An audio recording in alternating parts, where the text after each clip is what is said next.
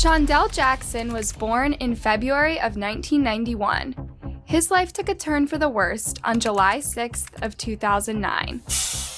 He was walking through the campus of University of Wisconsin-Milwaukee alongside a friend of his, 20-year-old Derek Thomas. They came across a student who was walking to his River West apartment, which is located no more than a mile away from campus. This student was 21-year-old Nathan Potter, who was a senior at the university at the time. Nathan was talented and creative.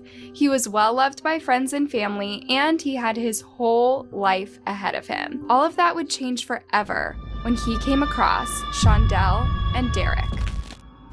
These two men planned to rob Nathan.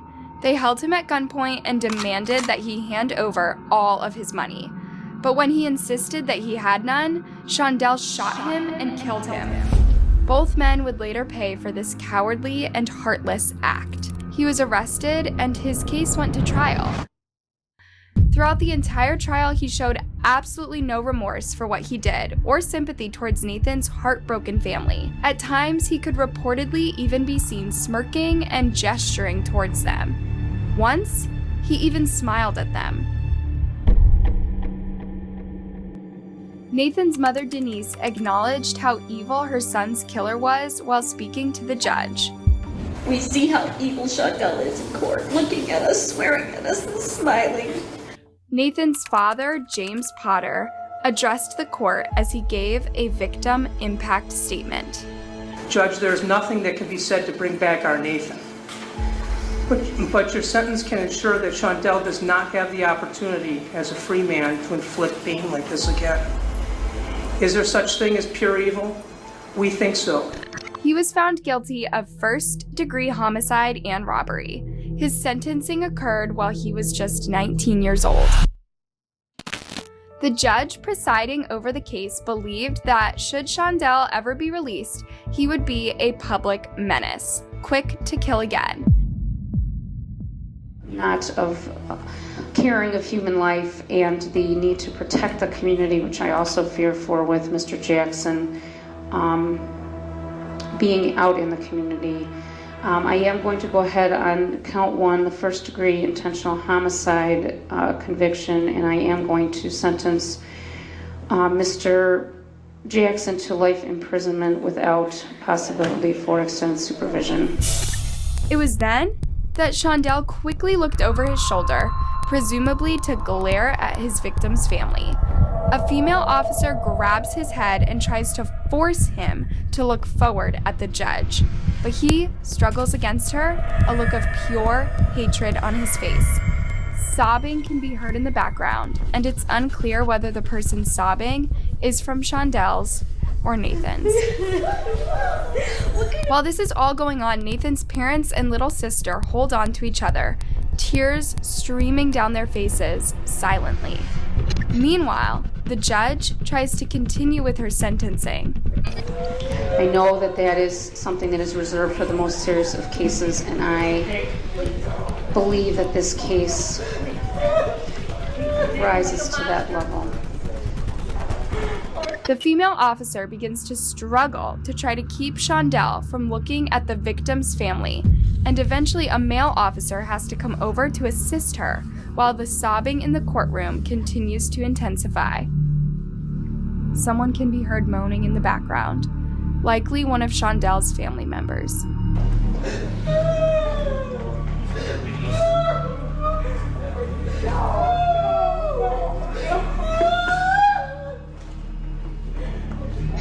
While the officers struggle to regain control over the courtroom, someone not in view screams no at the top of their lungs.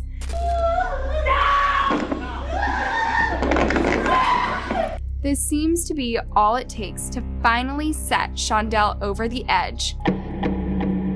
He stands up and begins fighting against the two officers. A lawyer dressed in a suit and tie has to come over to try to help them. Shondell is fighting hard, so much so that the wooden table in front of him is pushed away. With the help of other officers and reportedly the use of pepper spray, they manage to get Shondell down to the ground. There's a lot of crying in the background while all this is going on, and you can even hear Shondel's own family offering words of encouragement and support. Eventually, the officers manage to get Shondel under control and bring him back up to his feet. He is then quickly handcuffed and ushered out of the courtroom. He continues to fight them, and at one point, an officer has to grab the back of his head to keep him under control. Just before he is taken out of the door, you can hear a woman wailing in the background, likely Shondel's mom. Another one of Shondel's family members screamed at Nathan's family as she was pulled out of the courtroom. It was as if she believed Shondel's sentencing was their fault. Nathan's emotional mother was interviewed after the sentencing. She explained how terrified Nathan's young sister was to go into the courtroom that day and be around Shondel. Our little girl was afraid. She was afraid that he was going to try and kill one of us. She was afraid. Especially when they were yelling threats. She's like, how can I sleep now? What is going on? Why are these people like this? You know, I hope that as he spends the rest of his life in jail, that he comes to terms with it and does value human life, and that there is some redemption for him at some point. But that's totally up to him. And for his family to say to us, we hate you, what's that all about? We didn't do a thing to him. Meanwhile, Derek, Shondel's accomplice, pleaded guilty for his involvement. Hey, yo, it's your boy, Mr. 1751, dropping in with another reaction, man, to this street. You know, it's just a bad situation, man. As you can see, you know, these type of things, man, these are the type of things that happen when young men are raised in a dysfunctional family, whether it be a fatherless family, you know, single mother, whether it be the child living with the grandmother, you know, because both parents are on drugs or, you know, incarcerated or whatever. But these are the type of situations that you get when you have a child, when you have a young adult who grows up through his adolescent years into a young adult, in a dysfunctional environment.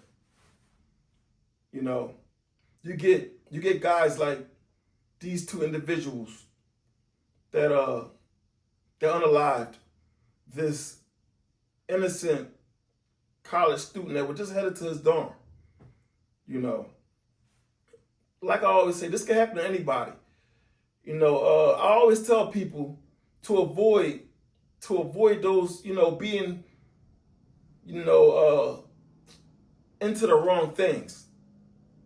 Because by avoiding going down the wrong road and getting involved with the wrong people, you know, you could kind of decrease your chances of ending up in a bad situation. But I would like to make it clear that even if you don't, even if you do, avoid all of that, you know, and you do everything right in life, there is a possibility. It may be a small possibility, but there is a possibility that you may come across two guys like this. You know, and it's just sad, man, that these are the type of people that live amongst the population. You know, that live amongst people that just want to do right in life, you know, and just live a regular human experience, man, and you know, just go to work and, you know, have, you know, make a family and provide for the family and, you know, just all the beautiful things in life, you know. But it just, we have to be aware that we have people out here amongst us that are not so well rounded. You know, we have people out here who was raised in dysfunctional families, dysfunctional households, you know, where all they seen is violence, where they didn't have any love. They don't know. They don't understand what it means to love somebody or to love themselves. You know? So these type of people, more than likely, not all the time, but most of the time, these young gentlemen and also young women, they find themselves going out into the streets and hooking up with the wrong crowds. And with hooking up with the wrong crowds comes all type of dysfunctional thinking and dysfunctional activities. You know, you have nothing but time on your hands. You have nothing important going on in your life but to go down the street to the corner and hang with the homeboys, or just getting into all kind of things that you know you shouldn't be. Things that just going to lead your life down the wrong path. And that's what happened to a lot of these young men, and eventually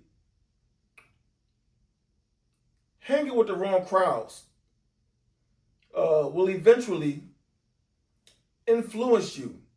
If you are not the type of person to involve yourself in criminal activity and just things that are just not productive. If you're not the type of person to get into all that stuff, but you hang around those type of people, you will likely become a product of your environment. Just understand that. So you have to really be careful of the people who you choose to associate yourself with and how they can influence you. See, because I'm quite sure these two guys that unalived this young man on this college campus, they were likely a product of their environment. And you can see, you can get a good understanding, a good glimpse at their environment by the courtroom. How the family of the suspect, once the sentence was handed down, the family of the suspect blurted out to the family of the victim, who done nothing wrong, nothing at all, to deserve, this heinous crime. The suspect's family blurted out to the victim's family that we hate you, or something to that sort. That right there lets you know that this suspect comes from a dysfunctional family. I mean, it's just a prime example. Anybody can see this. The way the suspect was acting in the courtroom during his trial, turning around, just having the urge to turn around and do whatever he was attempting to do, to taunt the family who's already hurting, who's dealing with the grieving of their lost one that you took from them. So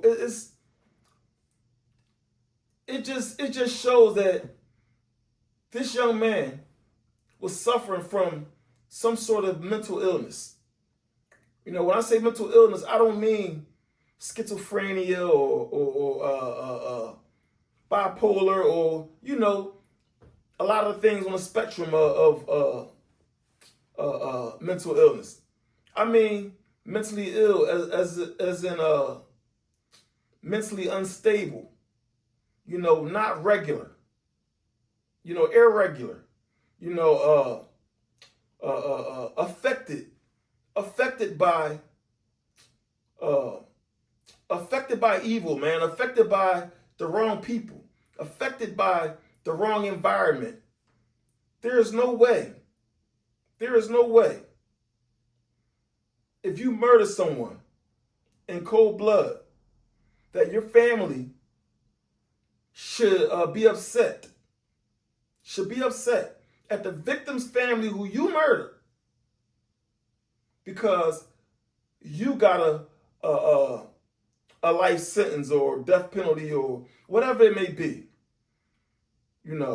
A functional family will understand my brother, my son, my nephew, my cousin.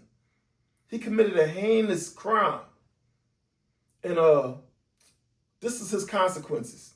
Although it's harsh, and we hate to see him in this position, we also hate the act that he committed. That's a functional family. It just shows, man. It shows, man, in this situation.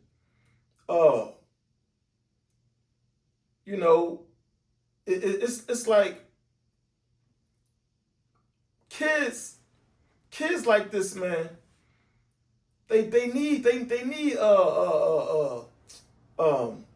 mentors, man. This is why these recreational centers, basketball courts, just community centers, man. This is why all these things are essential to the youth, because it can save so many lives, man. Although it doesn't mean you're going to keep every young individual on track because these things are available, but they will help lower the crime rate, because a lot of these young men are good at other things, but when they get caught up with the wrong people, their basketball skills, their football skills, and their gymnastic skills, they seem to forget about all those things, man. Their natural abilities, man, that they have that a lot of other people don't have. They tend to overlook those things and they fall into the streets. And before you know it, they end up unaliving a person for no reason at all. And they end up in a situation like this. It happens so often, man. We have to show concern, man, to our youth when we see that they are off track. Anybody that you see in the community, please do not be scared to interact with the youth. Whoever you can touch, whoever you can communicate with, whoever respects you enough to give you their ear, to lend you their ear, to listen to what you have to say. We need to start making it our business to not look past these young people, man, that we can see is obviously going down the wrong path. I have to say, I was once on that path, and I have to say, man, I like to say I don't have any regrets in my life, because everything that I've been through was a learning experience and it made me who I am today. But I have to say, there are some regrets that I do have in my life. Throughout my childhood, I've been involved in all kind of things. I've done some terrible things to people, from robbery, shooting, just all kind of crazy things, man. And some of those people were innocent. I was just a misguided young man, going through phases. And going through those phases, I hurt many people, man.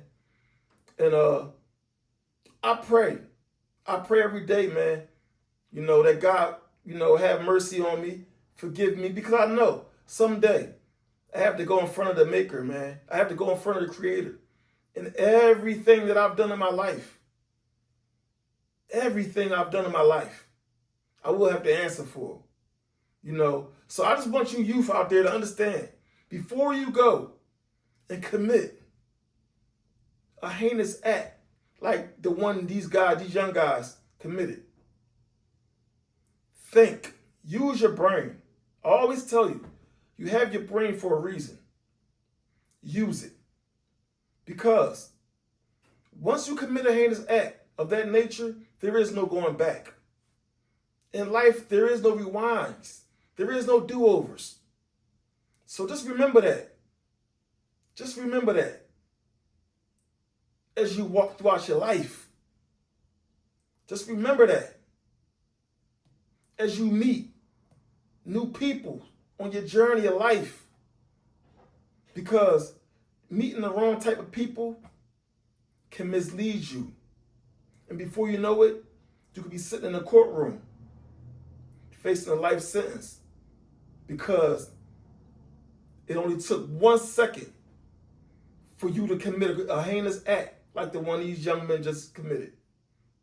You know, and then every second after that, whether you feel guilty, whether you feel remorse, it doesn't matter. You've already committed the act. Now it's time for you to pay the consequences. So just think about that, man. Anyway, until next time, it's your boy, Mr. 1751, bringing you another 1751 reaction.